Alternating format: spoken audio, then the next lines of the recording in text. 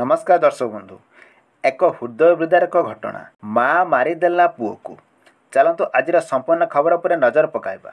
माँ जालुला पुओ जलुला, संसार उजाड़ीदेला साबत माँ, सबू सारीदेला साबत माँ। पिलाटी दिनरू माँ मला परे साबत माँ को निज माँ मानि आसीथिबा पुओ आज सेई साबत माँ हाथ जली जाइछि। माँ साबत होइथिले भी पुओ किंतु निज माँ बोली मानि आसीथिला, किंतु माँ साबत पुओ को निज पुओ भली ग्रहण करि पारु नथिला।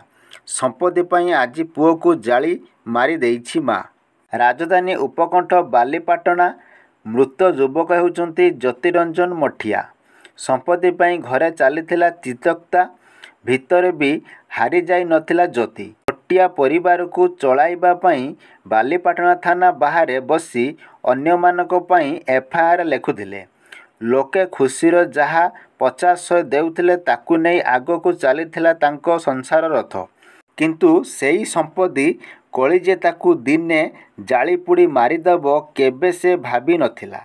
साबत माँ, बापा और भाई मिसी ज्योति को पेट्रोल ढाली निआं लगाई हत्या करिथिला अभियोग आनिछंती ज्योति स्त्री। सेपटे मृत्यु पूर्व विस्फोरक बयान देइछंती ज्योतिरंजन।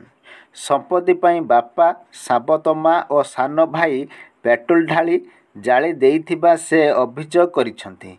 संपत्ति विवाद को केंद्र करी ज्योति को पेट्रोल ढाली हत्या उद्यम करिथिबा ज्योतिरंजन स्त्री मध्य अभियोग करिछंती। गतकाली साबत माँ को अटक रखी पचरा उचरा करुछि पुलिस।